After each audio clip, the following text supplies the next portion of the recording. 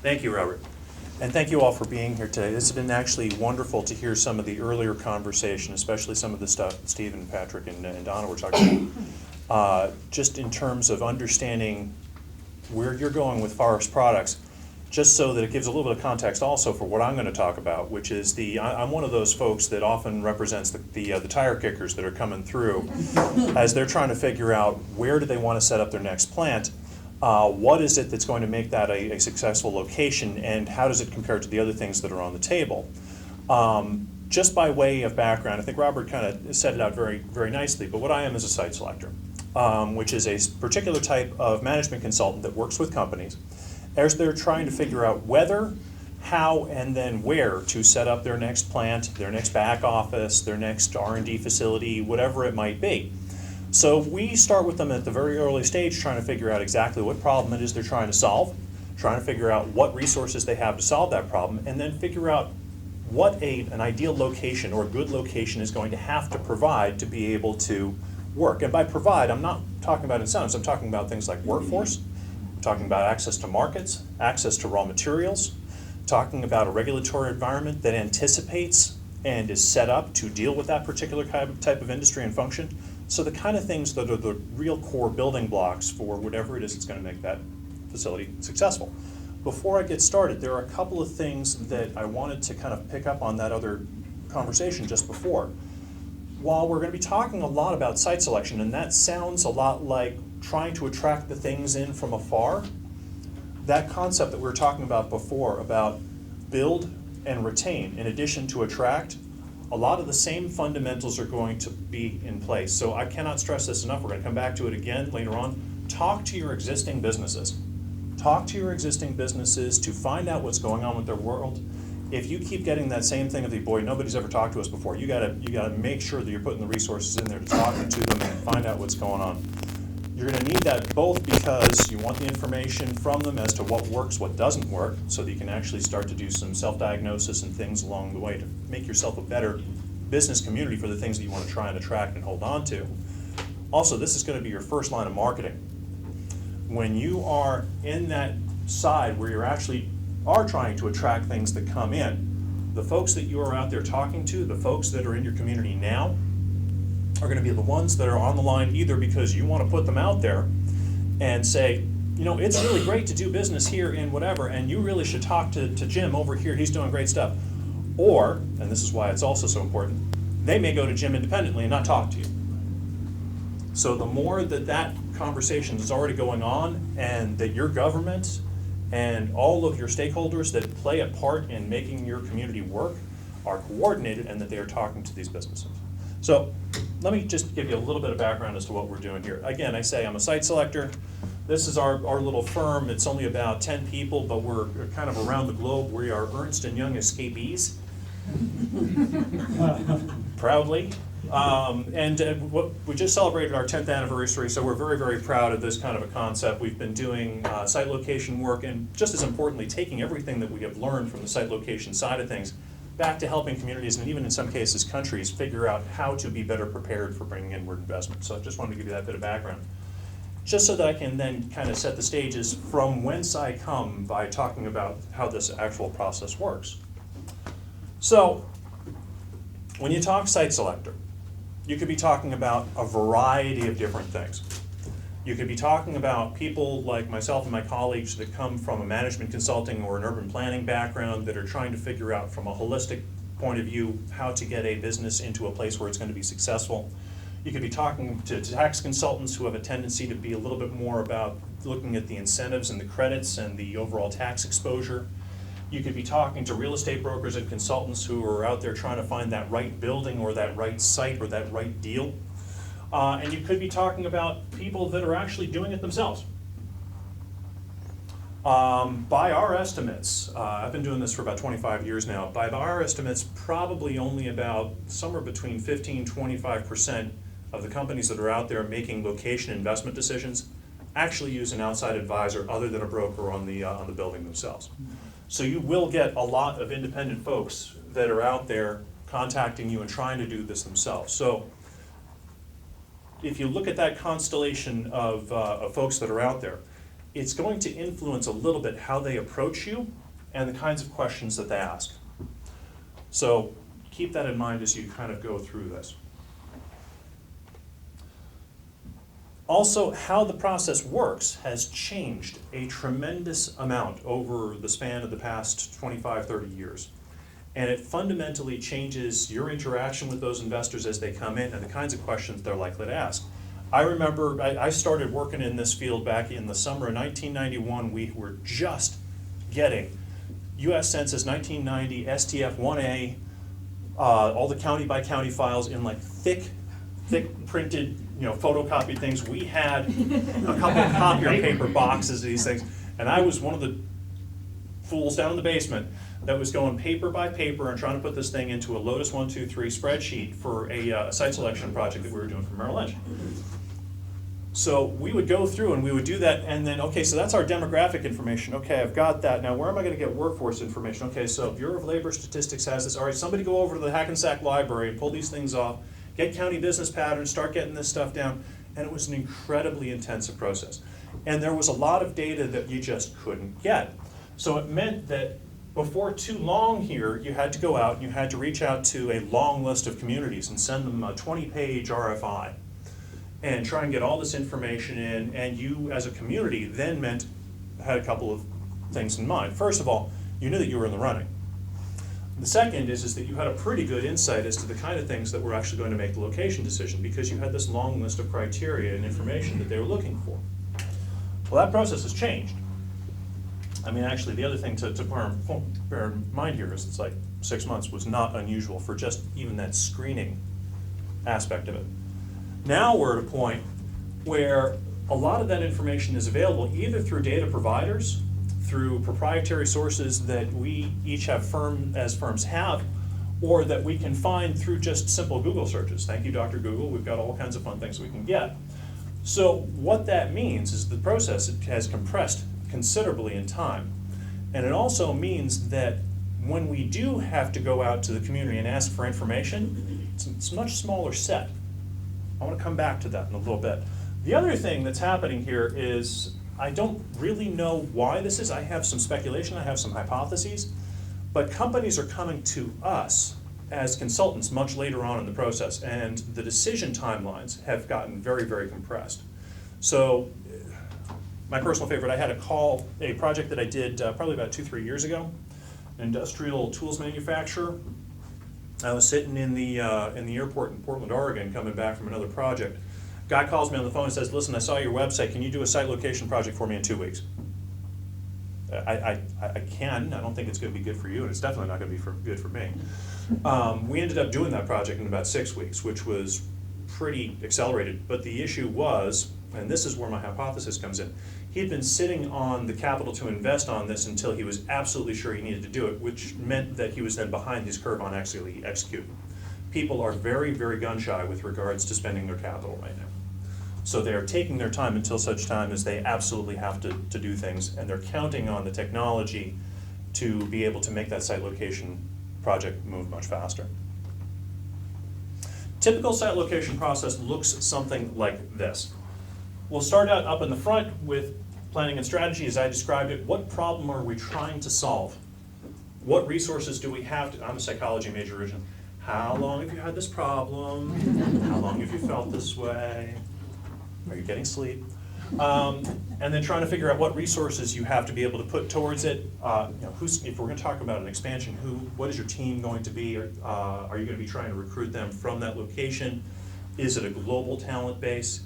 Is it, do you require, what kinds of infrastructure do you require? Do you have the capital on hand to do it, or do you need to get financing?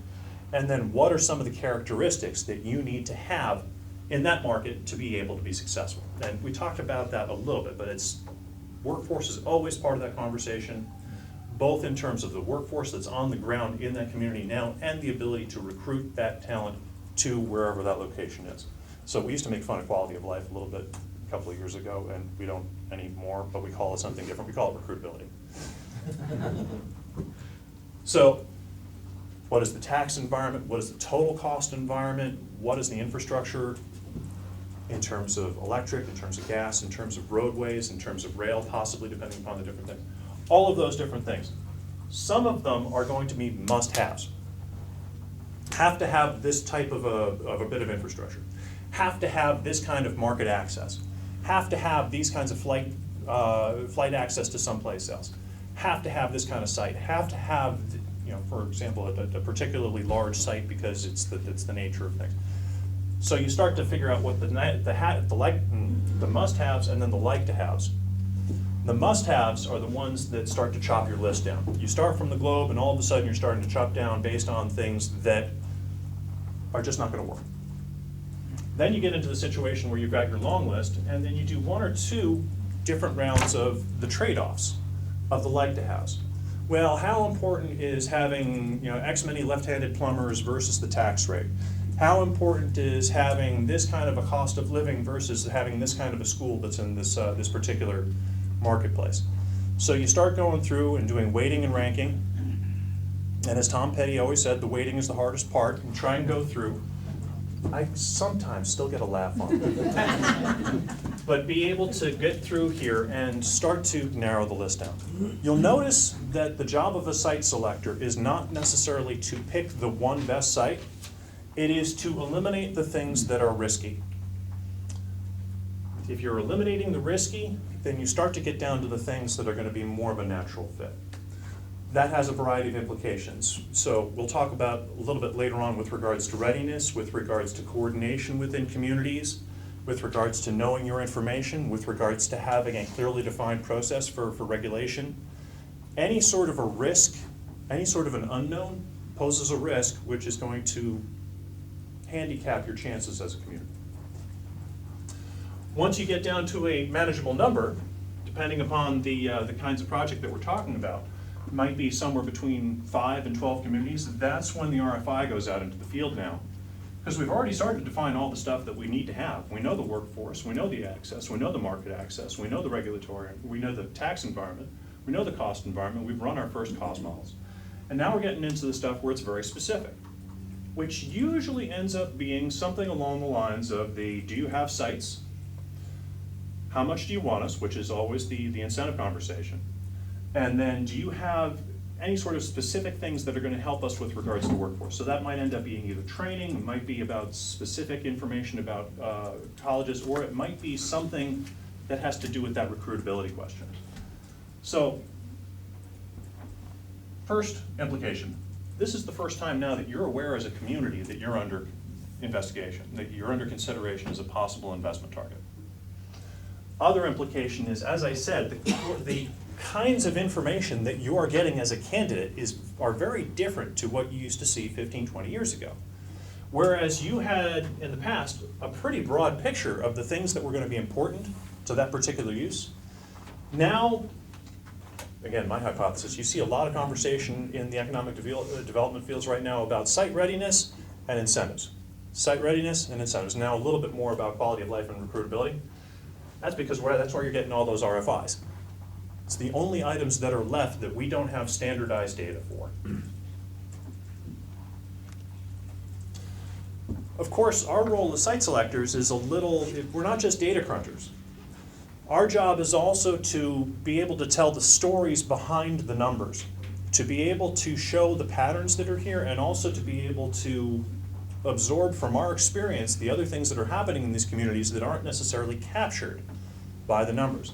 So it's our job to be able to say, Community X got cut out of this because it doesn't have this number, but I really think, Mr. Client or Ms. Client, we should keep it in here, and this is why.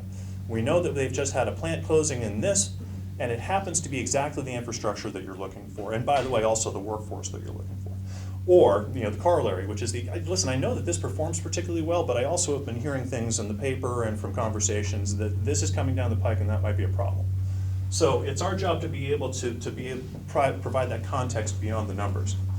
It's also our job to be able to do a little bit more about that qualitative, which is to explain what the numbers mean. So a lot of communities ask, well, if these are the numbers and this is the way that it goes, then isn't this kind of hopeless? And I keep saying, well, no, it's not. You have to engage with the folks that are out there making these location decisions, either through the industries that are good targets for your community, good fit for your community, or through the advisors that are working with them so that you can tell your story so that we can have this kind of information to be able to relay on to our clients. Questions so far? By the way, there's a lot of words in here, particularly we get a little bit later on. This has more been for kind of giving the background. What I've included in the second half of this is a little bit more of a conversation of a cookbook of things that you can do, and it's actually stuff that you guys are already doing through the initiative. So there's a little bit of like tying in the work that you're doing in terms of identifying the markets that shows it how you can turn it into a roadmap for marketing as well. So I've already talked to Robert. We're going to make this presentation available to you all afterwards so that you'll actually have a lot of those words and I don't have to read every last one. So a couple of things that come across that we pay attention to as site selectors and that cause us to have heartburn and high blood pressure and things of that nature. Things that we run into as we're going through these site selection projects, which I say again have gotten hyper accelerated over the past couple of years. Unreasonable deadlines from our clients. It is what it is. Incomplete data, unresponsive EDOs, so economic development agencies that, I hope that folks in this room aren't doing this, but having the website that just basically says, instead of identifying a person with a phone number and a name, they say, fill in this information request and we'll get back to you when we get back to you. Please don't do that. The more that you can actually identify a person and have that person be possibly the most responsive person on your team, please do that. Changing directives. Oh my Lord, that happens to us with our clients on a fairly regular basis. We forgot to tell you, but there's this other thing that's going on. So you got to tie that stuff in. Shortage of resources. We find that from both our clients and from some of the EDOs. And indecisive management. Indecisive management has that as a close cousin, which is it's not necessarily changing directives as competing directives. So again, I say sometimes the background as a psychologist actually helps in terms of doing group therapy with corporate management in the room saying, okay, I understand. So what you're saying is this, and what you're saying is this. Yeah, it's basic marriage therapy. So it ends up getting to the point where the original request that you might see as an economic development agency might change over time. I've actually got we're working on a project right now that is separated. It started out doing this one thing. It is now split off into these two different projects, and it has to do with exactly that concept of changing and competing directives. I wanted to talk about incentives. As you kind of heard in the introduction, we've been working with the state of Maine to review the state's incentive and R&D investment plans for the past 5 years. We're just coming to the end of our contract. And incentives get a lot of press, particularly now. Nobody in the room has said Amazon, and I'm so happy that has been the case, until, of course, I just said it. There's so much of a discussion about corporate welfare and the tax credits and grants and things that go out that I wanted to make sure that I didn't skip this in the concept of incentives do not make things roll where they don't already want to roll. They can't turn a bad location into a good one. They can't address a mismatch between a business need and what a community can offer. It can't make something out of nothing. It also, importantly, can ensure a long-term connection between a business and a county or a region if there aren't good business fundamentals for that being a good location in the first place. Now, what they can do is they can provide a forum for a good dialogue of if we invest in you, government to company, what are you going to do? They create the chance to be able to create a partnership that benefits both. And the kinds of programs that let that happen are ones that, if you think about what might happen with that company, companies go out of business all the time. Startups, 100-year-old businesses, they all go out of business at some point or change in some way. So think about it from a public sector perspective. If that company goes away and we issue this incentive, are we still going to be better off as a result? So the kinds of programs that we think tend to work particularly well are infrastructure grants and loans, things that actually allow for improvements to water, sewer, telecom, things of that nature, roadways, things that that business that's moving in is absolutely going to need. And if the company goes away, the community is still better off because it's got a stronger value proposition it can bring to the marketplace later. The other one, which is actually arguably even stronger, is investment in basic workforce. Building the skills base of the community in both basic and in enhanced technical skills such that if that company goes away, you are still that much better off in terms of how you're going to portray the company going forward. So that's training grants, and that's also working with the universities to try and build skills from there. Any questions on this? I mean, we could talk about that for days. So, all of this kind of, I mentioned that there are going to be some slides with a lot of words. These are going to be the slides with a lot of words. What can you do as communities and as the state and as stakeholders in this to try to be prepared for when you're having conversations either with companies that you already have in your communities that might be looking to expand or be facing different challenges of their own that you want to be able to understand, and certainly in that conversation about attracting investment in. Well, one of the things that I really loved about the conversation that was happening over here before was it's all about what are the things that have made us strong in the past and how are we adapting to the new market opportunities going forward. I've used the analogy before of you have a box of Legos and you've actually made the model that was on the front of the box of Legos, and the question is, what can you build next from that same box, or at least close to it, and you'll figure out a way of getting the other parts as you kind of go along. And that's exactly what this conversation was. It's that, what have we been strong in the past? How can we immediately adapt that to market opportunities that we are seeing? And then what can we do to fill in the little bits of gaps that we are already seeing, but that are very, very achievable for us to address? Couple of things to look out for as you go through doing this. This is that conversation that you need to have with your existing businesses.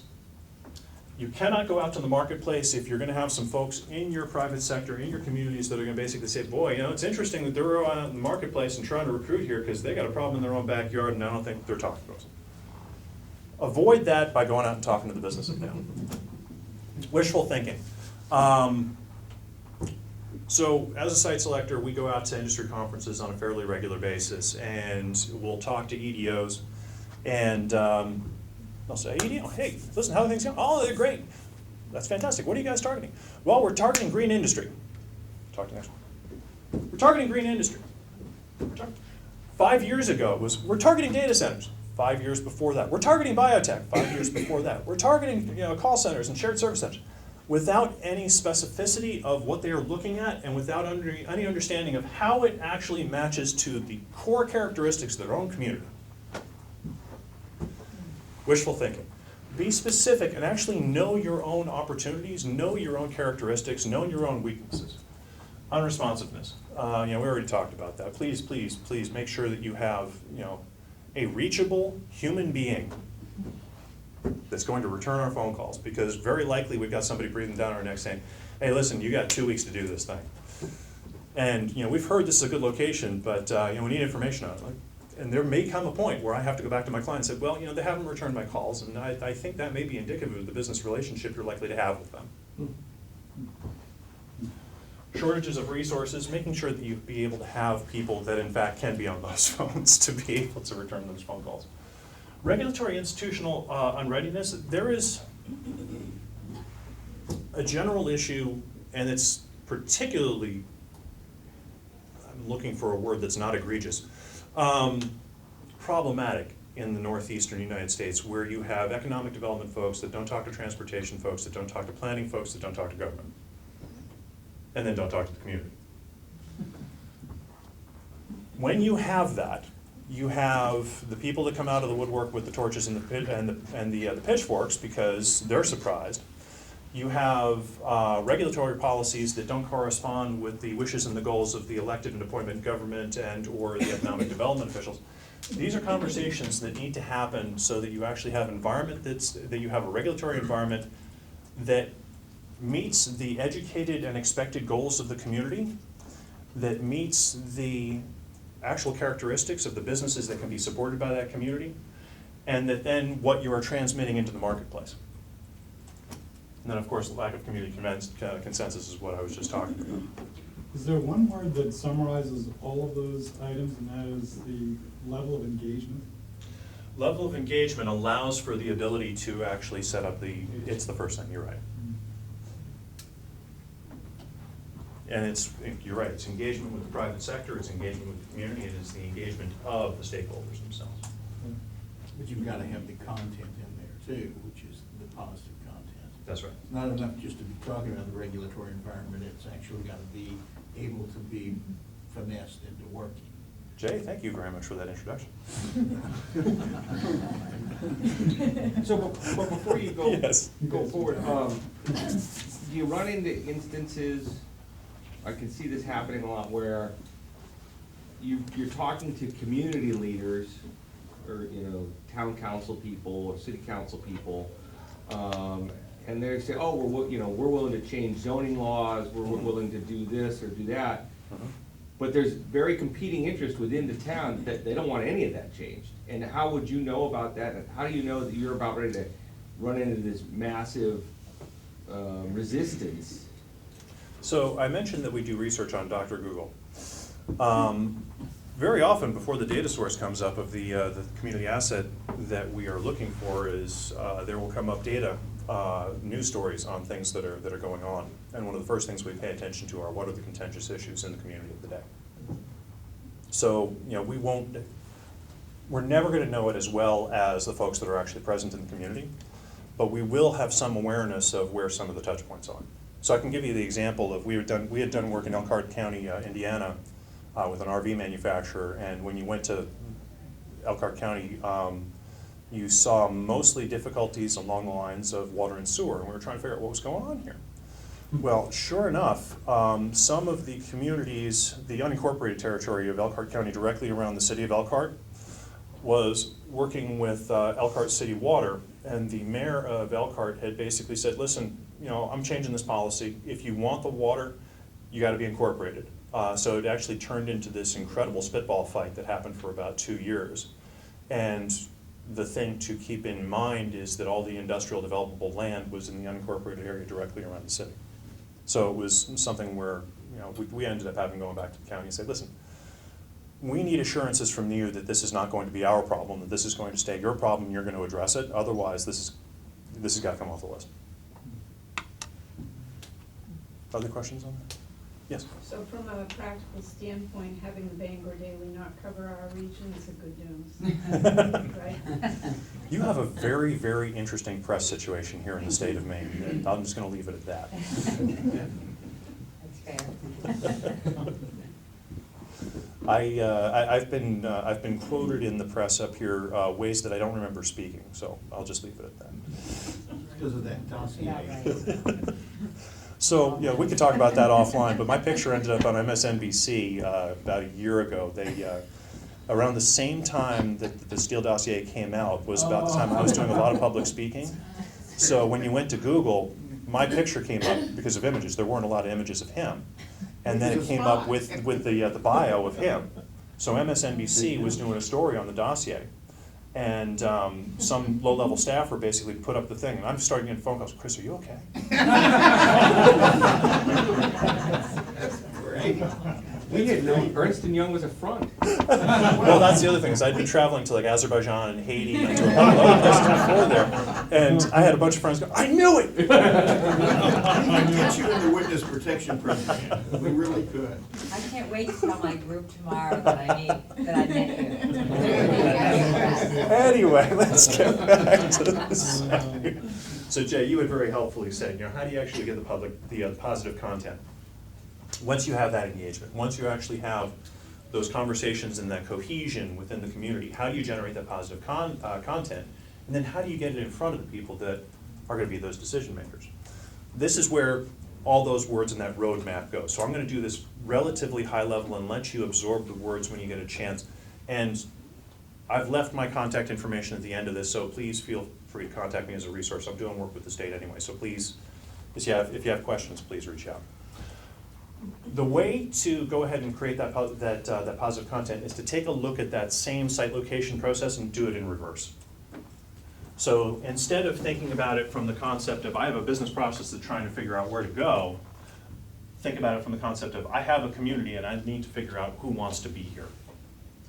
So starting off with that, trying to figure out who your key stakeholders are, getting that engagement going on, trying to figure out your core characteristics, trying to figure out what sites you're going to be able to bring to market when you are ready to do so, and cataloging the characteristics of it. I heard that you've got a site database that it looks like it's coming along, so that's key.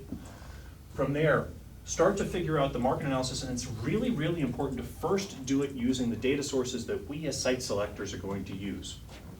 Don't cherry pick your data. Pick your data based upon the stuff that's commonly available in the marketplace so that you can understand particularly where there are flaws in that and where you're going to have to tell a story that's a little different.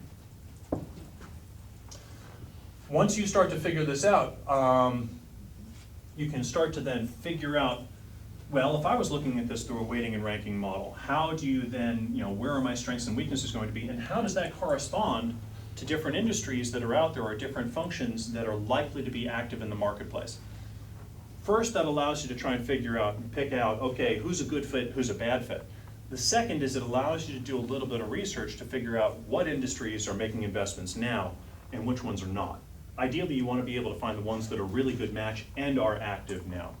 And of course, always start with the community, with the companies that are active in your community now, because it's so much easier to try and make an expansion or a retention than it is to try and bring in something new. And also, those are kind of prerequisites for being able to get the stuff from outside anyway.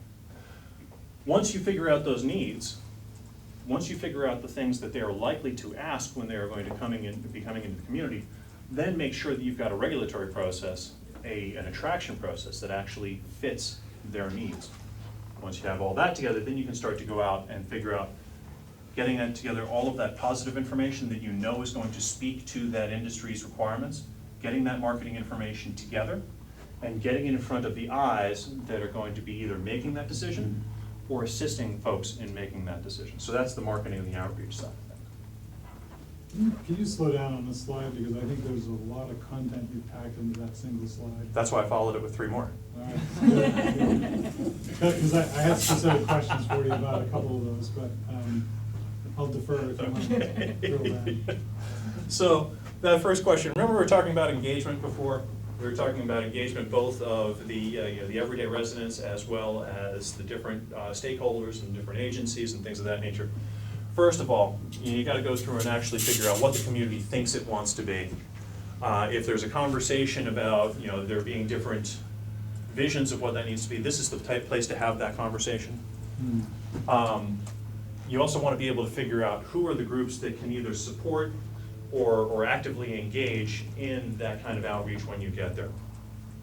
You want to know what resources are both available in the community and then around in the region to be able to market and or address any sort of shortcomings that you might have. And then also try and figure out, even at this early stage, how are we going to learn from the things that we do as we go forward, and how are we going to continue to monitor and then adjust our efforts as we move forward. Good on the first step? So the second is, as I mentioned before, taking a look at the data that is out there. And these are all data fields, data categories that we typically will have in our weighting and ranking model, so it's actually a really good place to start.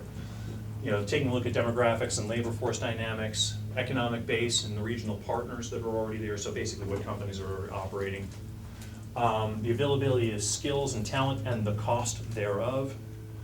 Education resources, and that's broad. That's everything from K through 12 plus higher education plus skills development and technical skills development. Transportation and logistics, and it's not enough to say a rail line is going through our community. You have to be able to say, can I access it? Does it want to be served, and where does it connect to? And what kinds of goods is it carrying? Because if I'm going to start putting bulk in on something that's intermodal, that's not necessarily going to work. Utility and infrastructure advantages. That's both in terms of more than both. It's availability, it's capacity, it's resilience, and it's cost. Overall cost base, so that's all in, everything. Real estate availability, suitability, and cost. And by suitability, I also mean readiness, and that's both organizational as well as site. business environment, taxation and incentives, and quality of life. By the way, real quick thing on real estate availability, because we've been given that a little bit short shrift as I've been kind of going through this. Think back, we used to say years ago, the concept of the, if we're going through a site location concept, the real estate stuff's not all that important. If it's the right location, we'll make the real estate fit. With the shortened timeline, how do you think that's changed things? You don't have the time to do that. Don't have time to wait for the real estate. The real estate now is becoming something of a gating issue. So, there are situations where the business question that needs to be solved through this investment is on a tight time frame and it can't wait around for the real estate. So it might take the second or third or more ideal site than the prime, just because there's no real estate available at the first. Is that more, you find that that's more the case where someone has literally an available building or site or something with some unique infrastructure? I mean, when we're looking I at know. old mill sites, that's one of the things that we may have, and they may be unique They've got and great. incredible infrastructure that's Right, I associated. mean, like a Yeah. wastewater treatment plant, for Right. example. So a funny story on that, Jay. Just we did a food manufacturing plant a couple of years ago that ended up, it was either looking in Baltimore County in Maryland, a place just outside of Richmond in Virginia, and Scranton, Pennsylvania. It went to Scranton. And one of the reasons it went to Scranton was, of course, Scranton was built as a town for steel manufacturing. The other two locations are on the Chesapeake Bay. The food manufacturer in question was private label manufacturing hummus for Trader Joe's.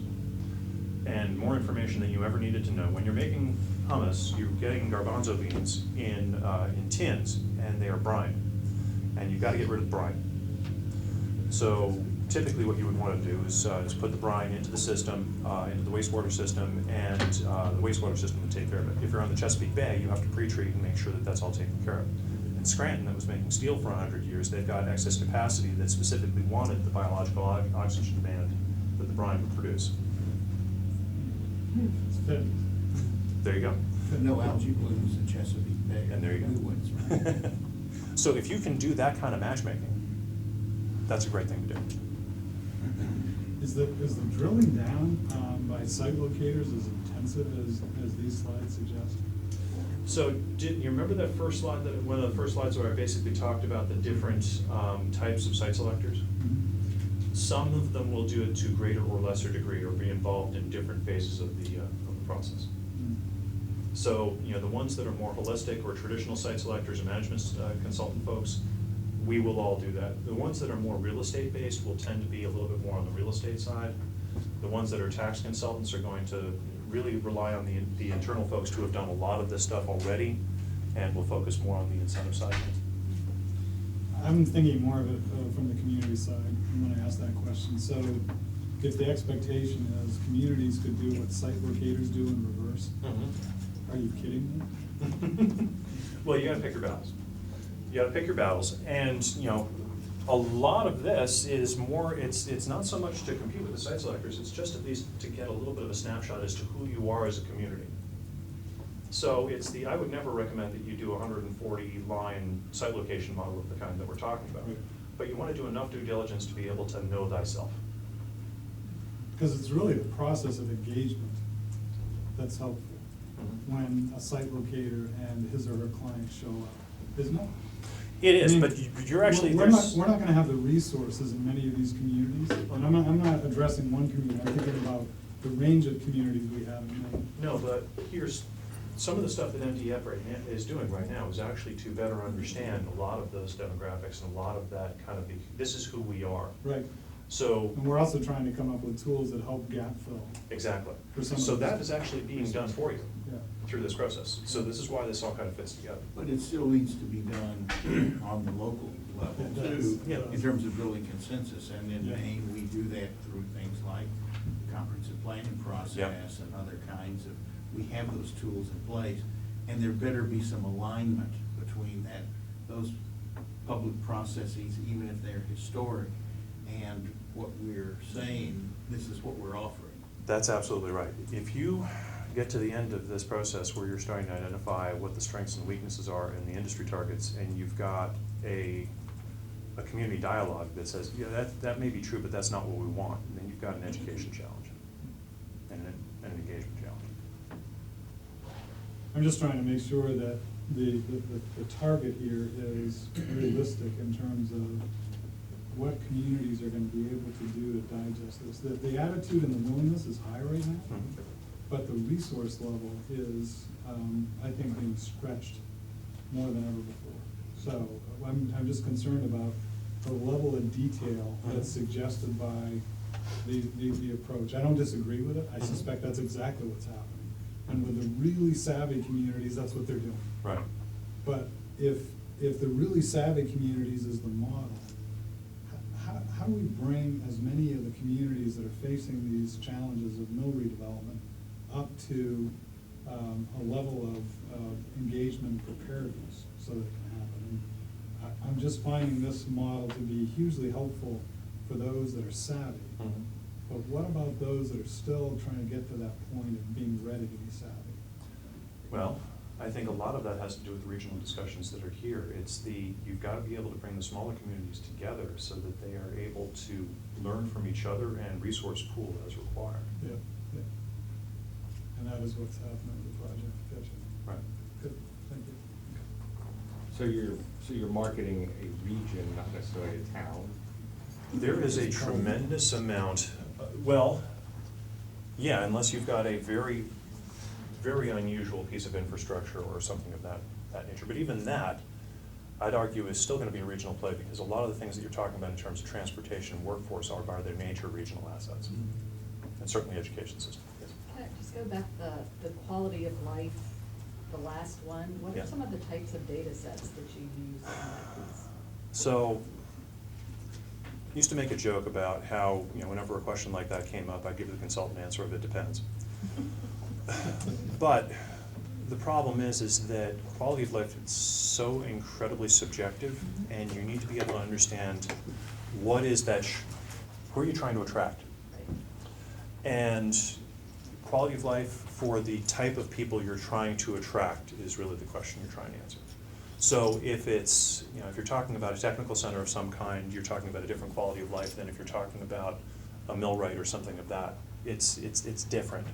So the more that you can identify the kinds of things you're trying to build and attract and understand their needs, then you can really start to answer that, well, this is the workforce that we either need to build or attract, and that fits into the quality of life question. And the community assets. Yes.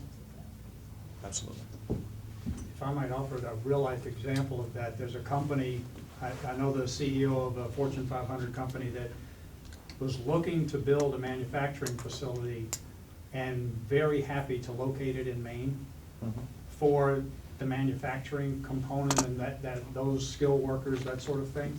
But he also made the decision he was gonna move his corporate headquarters. And he got one of these site selecting things going on, and they gave him a list of 23 cities around the country.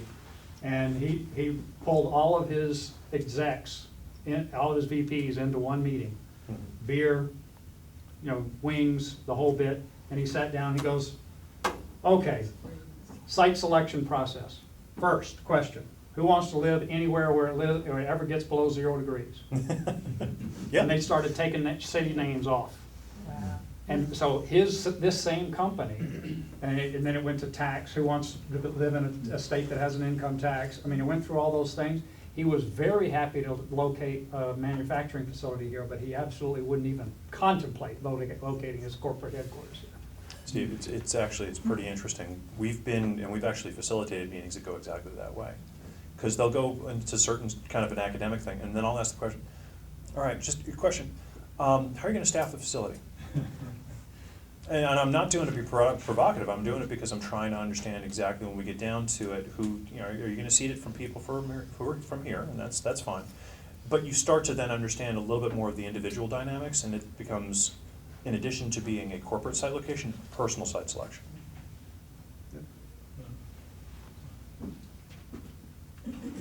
Okay, just to kind of finish this off a little bit, this is kind of going through and taking a look at the, the community and the target the target industries that we're talking about. So it's, once you understand the dynamics of these are the demographics, this is the workforce, this is the this is the company networks that are out there, these are the kinds of things, these are the different ways of putting that Lego kit back together again.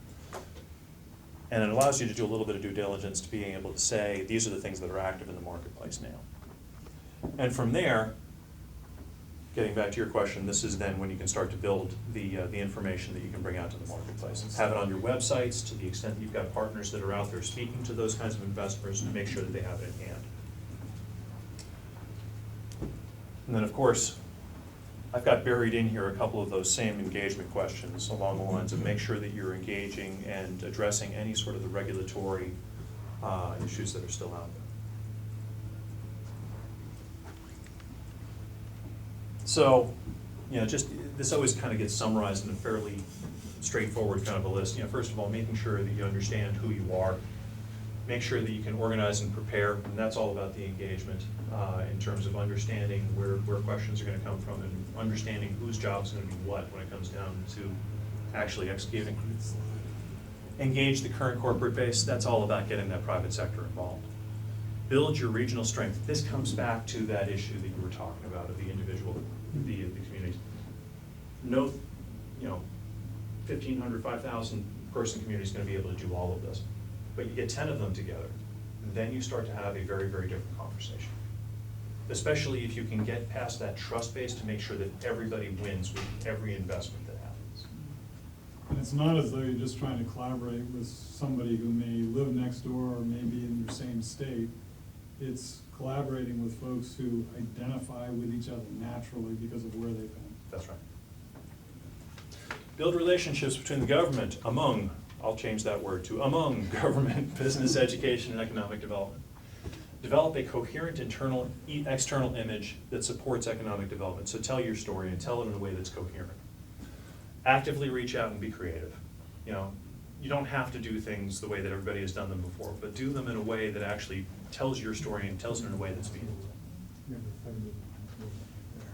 So, with that, I just, we've had some conversation going on throughout, but I figured, of course, there is that Ernst & Young heritage, so I had to throw up the graphic.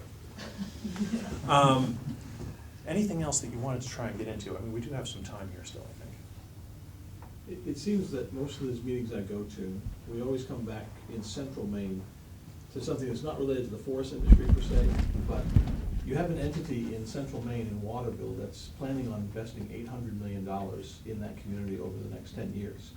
And it has nothing to do with the paper industry or the wood industry. It's Colby College. And the more people I talk to about that, the more I find that Colby's president has hired over 100 new professors over the last year from San Francisco, Los Angeles, Chicago, and they're coming to Maine. But they're not living in Vassalboro or Sydney or Madison or Anson. They live in Portland. They live in Portland. You're kidding? Yeah. Because that's the quality of life. That's that where they they're want to looking live, for. that kind of Culture. culture and everything is, So, when you talk about understanding our community, our target is 30% of our community is over 65. Yep. Our school that used to have 1,200 students now has 600 students. Yep. So that's the reality of our communities. And you're not the extreme. well, and Right. to go back to the Colby thing, so they're coming from San Francisco, Los Angeles, New York, hour-and-a-half commute, driving 70 miles an hour? Yeah. That's no problem. Yeah, they're I'll do moving, that in a heartbeat. they're moving. Right? And Portland's cheap. They're not sitting. Right. So it's, in our area in central Maine where we are 30 minutes away from Waterville, Yeah.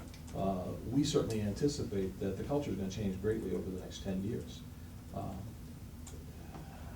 I think, to your point about how much a 4,000 or 5,000 member community with a limited staff and people that are stretched, how much can you do? We have to make sure roads get plowed in the wintertime and mailboxes get fixed in the summertime, and that's, that takes up a lot of our time. Most of this information is in your comprehensive plans. Yes. I probably the most fortunate thing that ever happened to me was I was hired as a consultant to do Madison's comprehensive plan in 2014, and then I was hired as the town manager a few years later. So that was a big help for me to get that understanding of that Yeah. process. But it's there. It just depends on how much we want to Well, and it Utilize it. very often isn't used for this, it's not used for that outward-facing marketing, it's more used for that internal decision-making. I've So- opened it every 6 months, just because my name's on the front of it. Bring it out of public meetings, I just want to read you. You know what, I mean, isn't part of the reality, those things that citizens want about quality of life, whether it's infrastructure or recreational opportunities, access to quality healthcare, access to quality schools, those are exactly the same things that businesses, whether they're gonna expand or locate, they want. So it's not like we're talking about two competing interests, it's a common interest. And that's gotta be a starting point. And if we're not making that point, then everything we're doing here will make every citizen, and the implication there is obviously every property taxpayer, every taxpayer clearly have an improved quality of life. And that's why we make the investment. Businesses may benefit, but if we do it right, everybody should benefit. But to go back to the point that I was asking about earlier, Sure. you know, that here's the town advocating one thing and the town's people maybe not. On a non-attribution basis, you know, Waterville being a good example. So, yes, they're trying to make Waterville like Portland, and they're getting those niche markets in to Waterville, but what's happening is they're competing with the local people who are already there, and the locals can't afford the niche. And now there's this, you know, away versus the locals, and I think it's coming to a head at some point.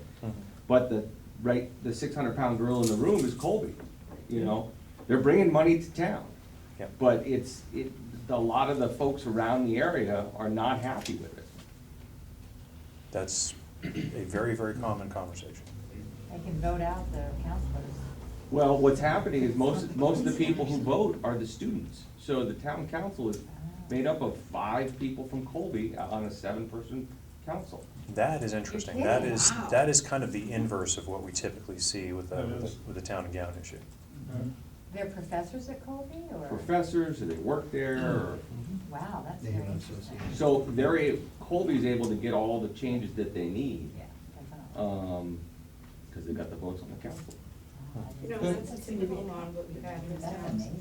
where the mill managers You would think that would. sat on the boards of selectmen, and they got everything they needed to. In Bangor, that would be a conflict. So I'm interested in coming back to this question that you were asking, Jim, which is, how do you get the appropriate level of engagement? For every community, it's gonna be different. But my question really to the community representatives is, what are you thinking about in terms of engaging the community planning dynamic, developing information about your assets, and not defining, for instance, as I saw in one Mobilize Eastern Maine effort, there were a couple of people on a committee that identified the area church as an asset. It's like, you can pick anything in your community and say it's an asset. No, it's really gotta be a unique asset. In Madison, it's your power grid. Right. That is the most unique asset in terms of community power systems. You know, there are very few in the state that have what Madison has. So if you take that unique asset and you work with that, now that's the start of engagement. But my aspiration for what will come of your talk is we'll spur a community conversation with these commonly aligned communities in terms of the heritage that will say, here's some things we could do together. And I think your regional approach makes sense. I think MDF and Maine Forest Products Council have both said the same thing, and that is, we want to be in your communities. And to me, there's a pivot that I hadn't seen for a while. It used to be, we've got the mill, I hope the community responds to us. And so the 800-pound gorilla dynamic is gone. That's right. From the planet, good or bad. In many communities, it's gone. So now the communities have to figure out, okay, what are we gonna do? And I think this sharing, this collaboration between state entities, the communities, the regional planning corporations, the congressional delegation, it's all here in this room in ways that I haven't seen before. And it's occurred to me as a result of looking at your slides, one of the reasons why it's happening is because of common affinity around common heritage. So people can almost immediately identify with one another.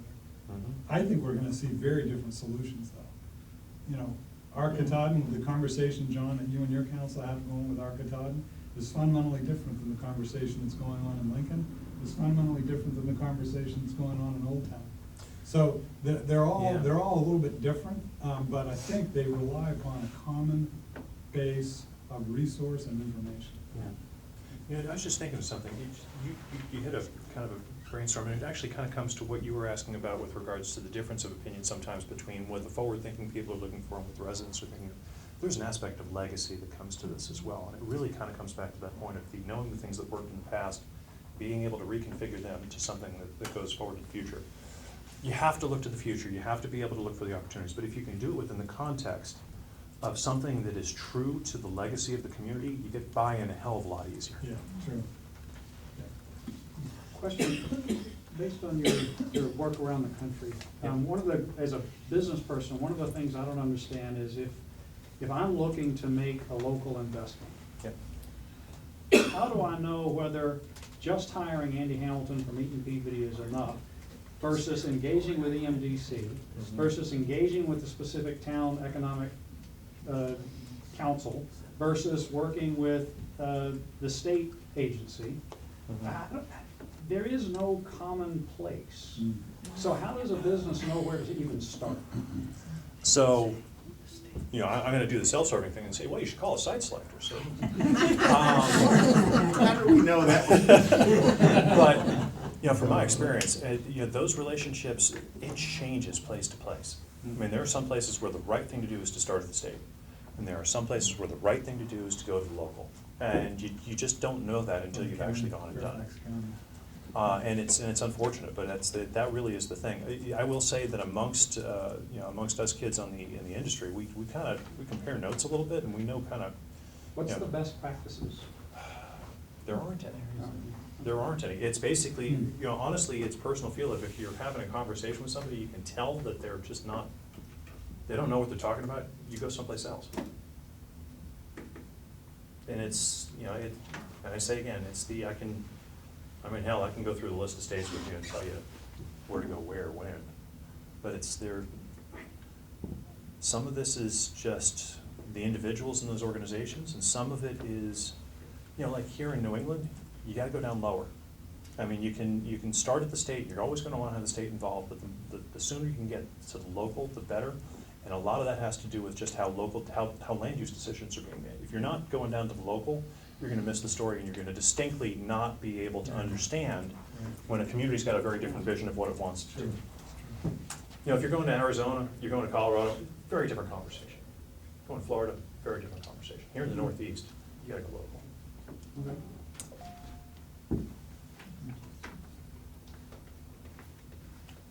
Go to Jordan, you're going with the kingdom. That's right. Any other questions? I mean, like I say, I'm gonna leave, I have a couple edits I wanna do with this before I hand it over to Robert and have it distributed, but this will have my contact information. By the way, I'm not the one in the Netherlands, I'm over here in Boston. So if you have any questions or anything like that, please feel free to give me a call. Thank you very much. You'll notice that Thank you very much, Chris. my name was on this, and my phone number and my personal email address, and that's the standard I'd like y'all to have.